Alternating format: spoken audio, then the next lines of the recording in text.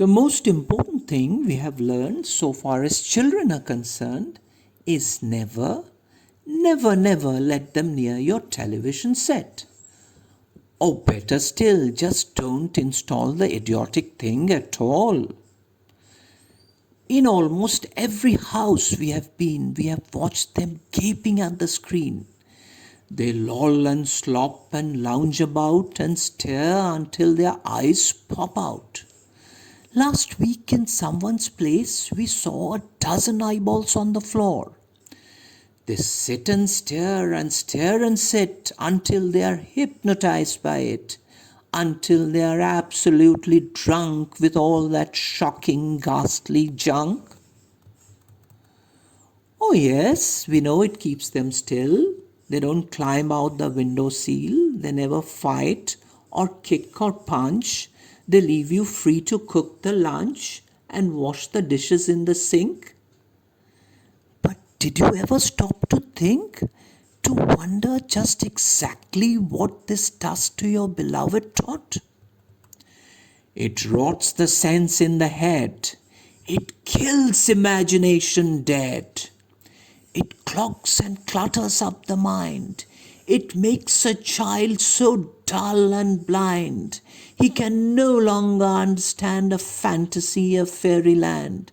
His brain becomes as soft as cheese.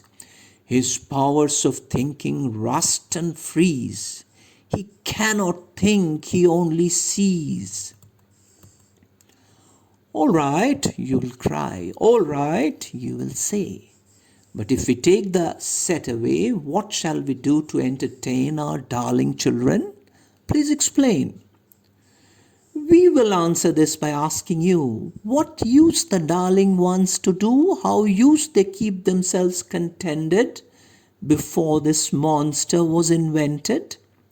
Have you forgotten? Don't you know? We'll say it very loud and slow.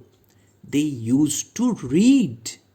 They would read and read, and read and read, and then proceed to read some more. Great Scott, gadzooks! One half their lives was reading books. The nursery shelves held books galore. Books cluttered up the nursery floor, and in the bedroom by the bed, more books were waiting to be read.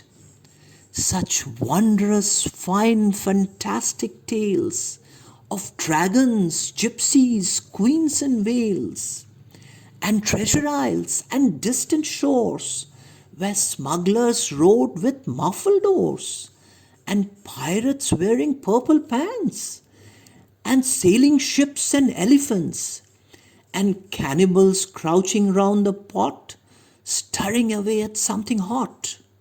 It smells so good, what can it be? Good gracious, it's Penelope. The younger ones had Beatrix Potter with Mr. Todd, the dirty rotter, and Squirrel Nutkin, pickling bland, and Mrs. Tiggy Winkle, and just how the camel got his hump, and how the monkey lost his rump, and Mr. Toad, and bless my soul, there's Mr. Rat and Mr. Mole. Oh, books, what books they used to know, those children living long ago. So please, oh please, we beg, we pray, go throw your TV set away, and in its place you can install a lovely bookshelf on the wall. Then fill the shelves with lots of books, ignoring all the dirty looks, the screams and yells, the bites and kicks, and children hitting you with sticks. Fear not, because we promise you that in about a week or two of having nothing else to do, they will now begin to feel the need of having something to read.